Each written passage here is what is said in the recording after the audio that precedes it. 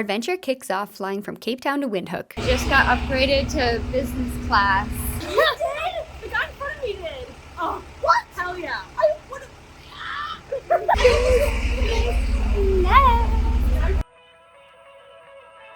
Heard this beat in my dream. A one-night stay in the country's capital gives us a taste of what's to come. The next day, we picked up our rental vehicles, not just cars, but specially equipped 4x4s capable of handling the rugged Namibian terrain. It's time to pick up our vehicle that we're basically going to be living in for the next 10 days. We're at Bushlore self-drive. They have all these safari vehicles, which are essentially 4x4 overlanders that have a roof rack tent on top.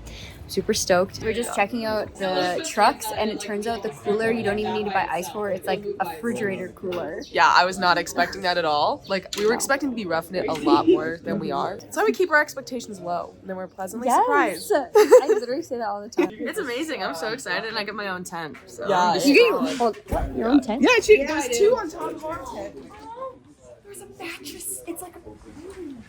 Dude, I was literally expecting to like be on hardwood, like not comfy. This is like, it feels like a little bed. We are finally on the road, and none of us have self-service here, so we actually rented walkie-talkies. So the roads here go from paved to gravel to sand really fast, so we're just now encountering our first gravel road. We're only about an hour into our very long road trip, so the guys are hopping out and they're gonna deflate the tires.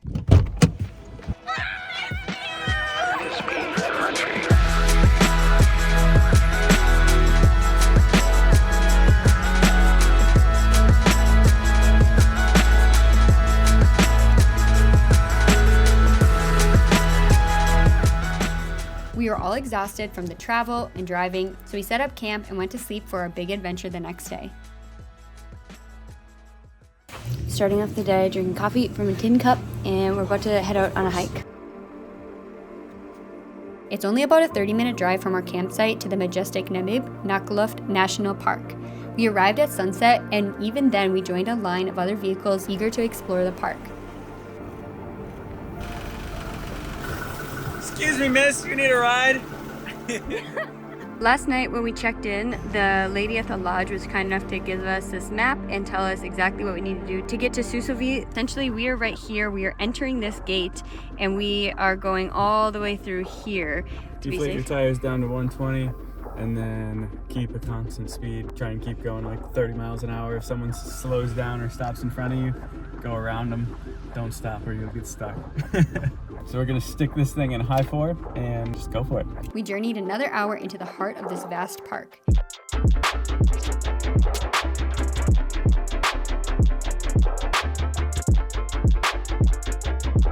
We just stopped and used the bathroom, and I got out the 200 to 600, and I got like the coolest picture ever. They're like these two birds sitting on a tree so far away. Just everything here looks so crazy. What would you consider this road texture?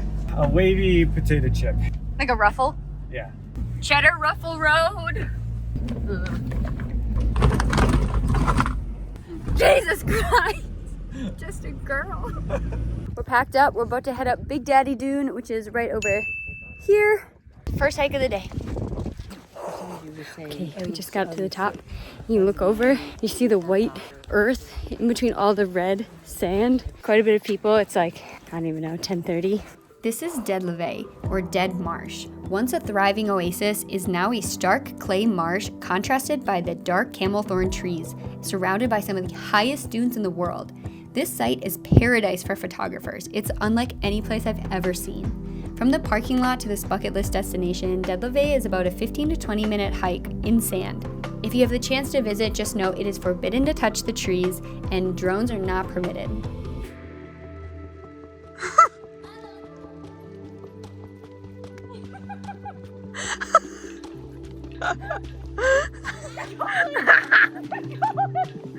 Yes!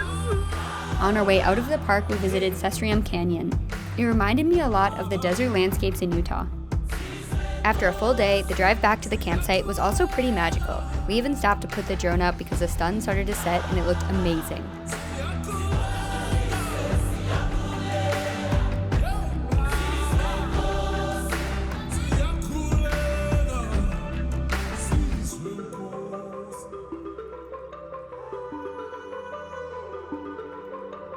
pretty lazy campers and we bought a pre-made mac and cheese in a tin, and now we are heating it up on the braai. We've put logs on top to make the top crispy, and we're just hoping it's not burning because this might be overkill.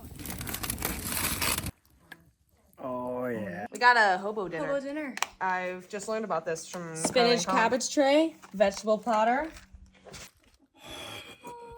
Holy shit.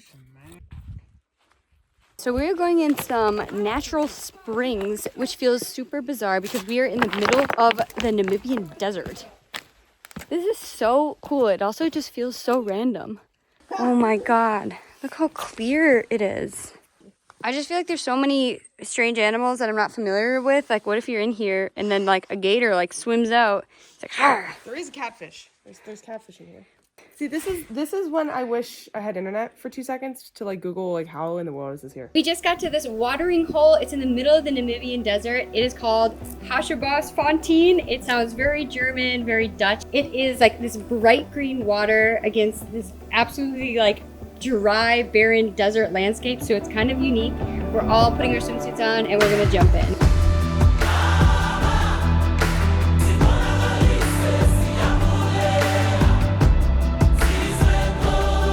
After our adventure in the swimming hole, we were off to our next stop. The drive here was incredible. There's so many different landscapes around Namibia. We made a pit stop along the way in a quaint town called Solitaire. Here, we refueled and stocked up on firewood, grabbed a few groceries, and even visited the bakery. Just before heading out, we thought we spotted some meerkats in the distance, but on closer inspection, they turned out to be little yellow mongoose. These curious little creatures had a network of tunnels just off to the side of the rest stop. They might be one of the cutest things I saw in all of Namibia. Once again, we found ourselves racing to our campsite to arrive before sunset. It is an absolute surreal feeling to be driving alongside herds of zebra.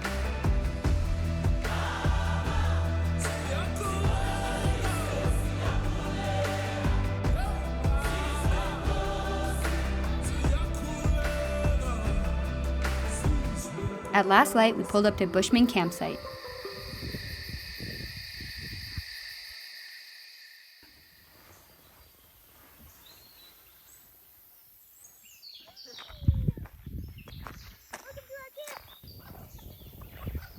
Good morning. We stayed at Bushman's camp last night.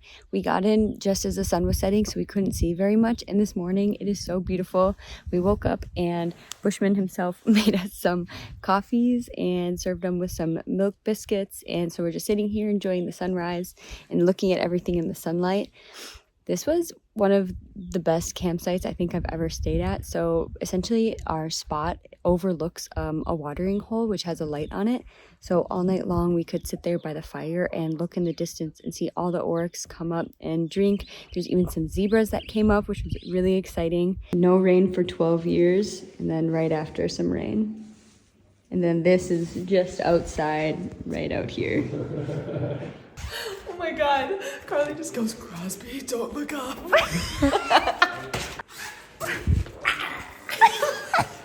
This morning we are packing up camp, heading over to Walvis Bay, and this evening we're doing a crazy dune bashing type tour with a guide through the national park, and we're all so excited because it's where like the crazy big sand dunes meet the ocean. It's like one of the main things that Con and I have been looking forward to since being here, so today's gonna be awesome.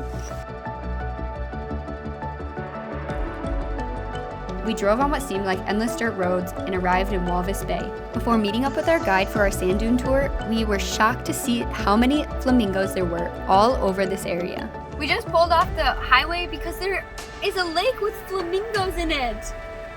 You see the flamingos?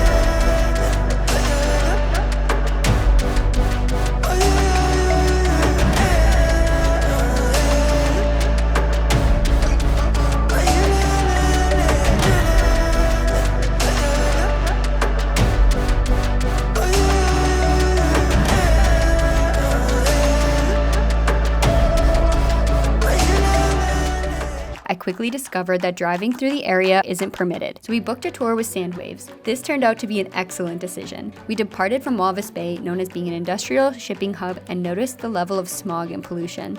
Once we were out of the city, we were greeted by clear blue skies, which was a stark contrast to the polluted city air. As a history lover, I love to find out that this is the oldest desert in the world and one of the largest national parks in Africa. Once we got to the top of one of the dunes, the Sandwaves team stopped, set out a table which had sparkling wine, champagne glasses, finger sandwiches, and snacks.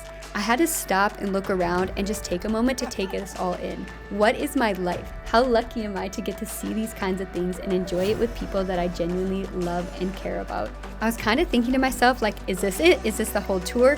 No, this was just the beginning. I had no idea we were about to drive down to the coast and try to squeeze between the crashing waves and the dunes. If you remember before, I said you're not allowed to drive out here by yourself, and that's because it can be super dangerous. Our guides were super knowledgeable and we weren't worried, even though it was pretty adrenaline-filled driving along the coast. So this is where the dunes come down and make a path. There's like this temporary road between the dunes and where the ocean collides, and it's crazy. So we're about to drive all the way down there. Super dangerous, so you have to be here with a guide. As we drove alongside the birds flying along the crashing coast, the sun started to set, illuminating the sand dunes for miles and miles. This was the grand finale.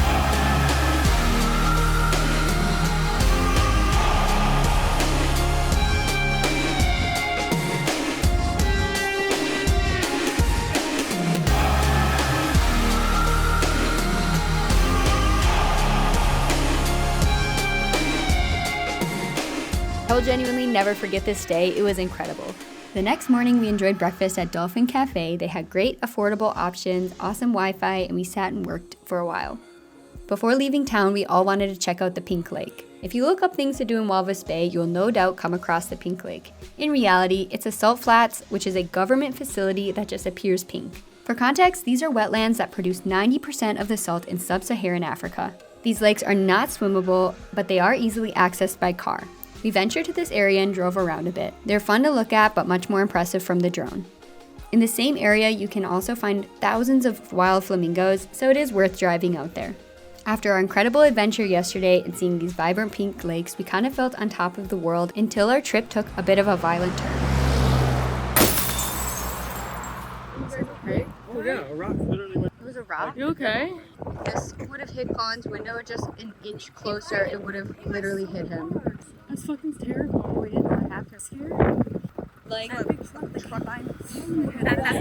stand here because the rock hit there, but if it would have hit right here, that literally is Colin's head, like when he's driving. So even though we're all kind of freaked out, we're really lucky that it hit the back window and not the front. We stopped at the nearest rest stop to get things cleaned up.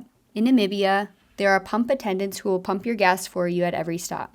It was the same attendants who were kind enough to find us tape, cardboard, and get us all set up for a night of camping before we were able to get our replacement the next day.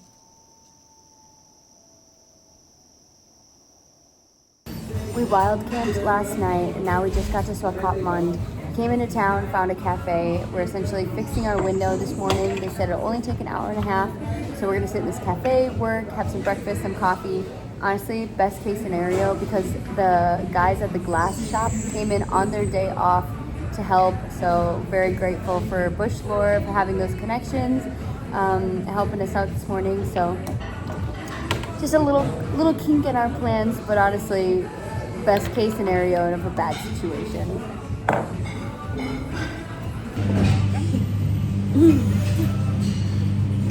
I need my coffee. That's good juice. And we are off on another big travel day. We are headed back into more remote areas of Namibia. We came across countless roadside stands with people selling everything from firewood to jewelry to precious rocks. Now, if I could spend more time exploring one specific area on our trip, it would be Spitzkoppe. There's so much human history here, as well as incredible rock formations, similar to what you'd find in Moab in Utah. There's a pretty famous rock arch, as well as countless hikes that you can do in the area. It's no wonder that this area is often referred to as the Matterhorn of Namibia. It's kind of an archaeologist's dream. Now that I know everything this park has to offer, I have to go back. All right, let's find a campsite. Let's go.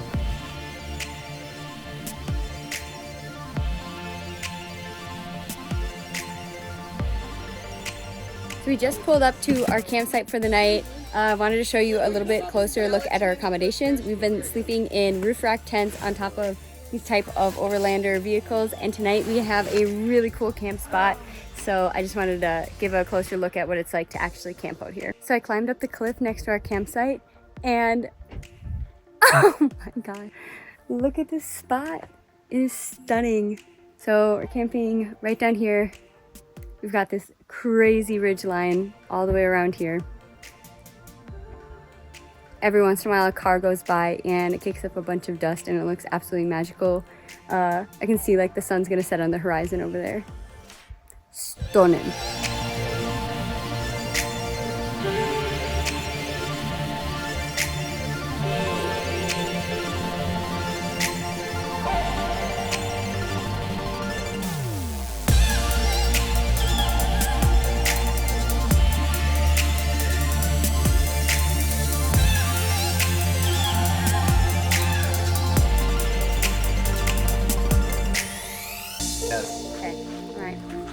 Crosby? You're just Polaroid. Oh my god, wait, that's us! Oh my god, I didn't even know Colin was taking that. Colin, you did so good. This is iconic. Oh my god, I'm obsessed. It's going on the fridge. I'm on the fridge. I'm so honored. Look at that scrump. Look at that what? Scrump. Got the potatoes. And then in here we have a ton of veggies. Okay, something you need to know about me is that I am such a foodie. Cooked up some veggies on the braai. There's like sweet potatoes, zucchini. Cooked them in garlic, olive oil, and salt. And then I got this pre-made pesto. I'm gonna toss all of the veggies in them. All right, we got some veggies with feta on top and then a little bit of steak. My plate got crazy, but I also have veggies with feta, and then I don't eat meat, so I have strawberries and white cheddar popcorn. I didn't mean to go on top. It just happened.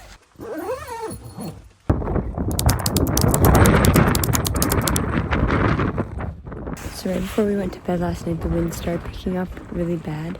And all night, our whole tent was just shaking. It sounded like thunder inside the tent, so none of us slept very well.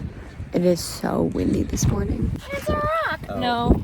Oh. Oh, that goes down. Yes. Whoa. You really got to get a good grip on it. Oh, There's some air. Oh my god, yeah. Bro. Was it one of those goddamn stones on the side of the road? It's metal. That is crazy. This one, it's got some grip to her. Look at that man go. Wait, this is F1.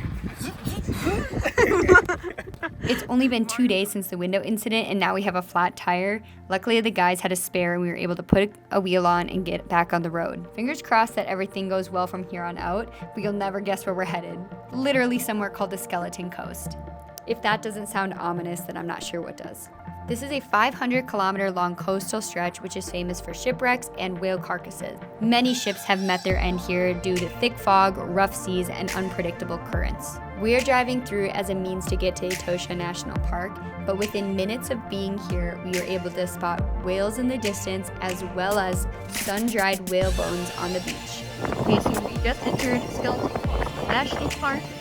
We've only been driving for maybe 5 minutes, and we've already spotted some whales and a pretty big carcass, so we're headed down to That's usually what I wish for when I go to the beach, but as we drove farther, we also came across a completely rusted over and abandoned oil rig.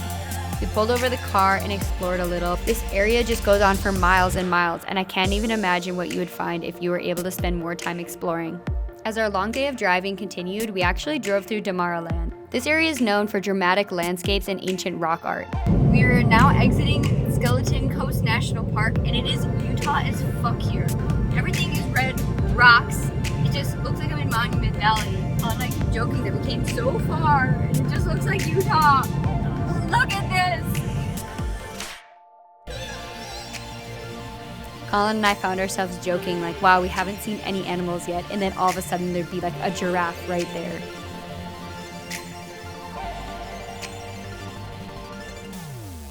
We truly spent the whole day in the car, and we are so relieved when we got to Hoda Campsite. When the sun rose the next day, it was a huge surprise to look around and see how incredible this area was. The rock formations are so unique, and they honestly go on for miles. So we're about to check out of this campsite. It's called Hoda Camp. We're at the front office, which we couldn't see last night because it was so dark. And it says there's a pool and cocktail bar up in these rocks. So I'm currently hiking up to check it out. So pretty.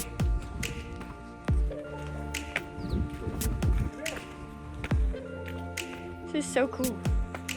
Wow. You can see the whole campsite from up here.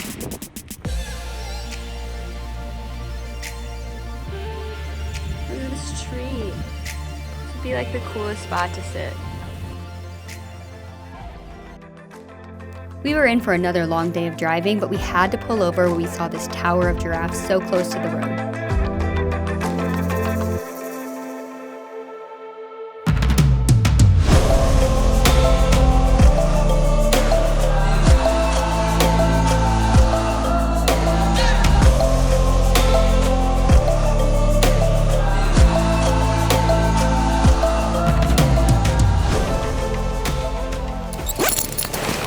Good morning.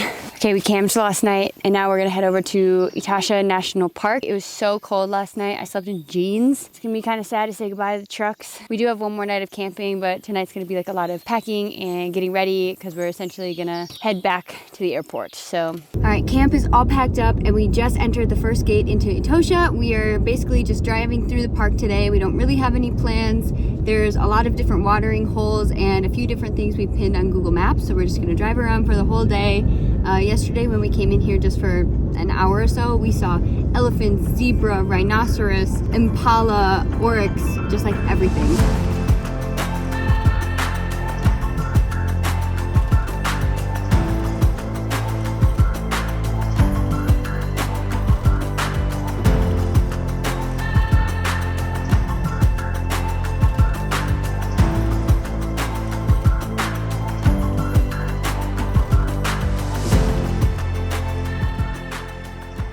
We embarked our way back to Windhoek, where we'll ultimately catch a flight to leave. Our very last night, we stayed at the Ozu Safari Camp. I absolutely loved this site. The bathrooms felt like luxury compared to some of the other places that we had been staying. It was just the perfect little community setup for us to bring out our chairs, have some ciders, and reminisce on this trip.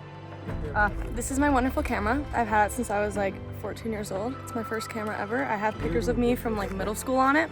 And we're having a wonderful time taking all of our vintage photos on it. And it's really cute.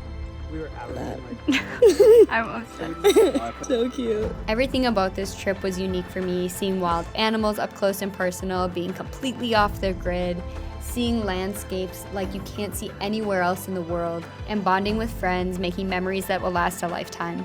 If you enjoyed this video, be sure to subscribe, and if you're considering visiting Namibia, don't forget to check out my blog post where I put all the details for you. Thanks for watching, and I'll catch you in the next one.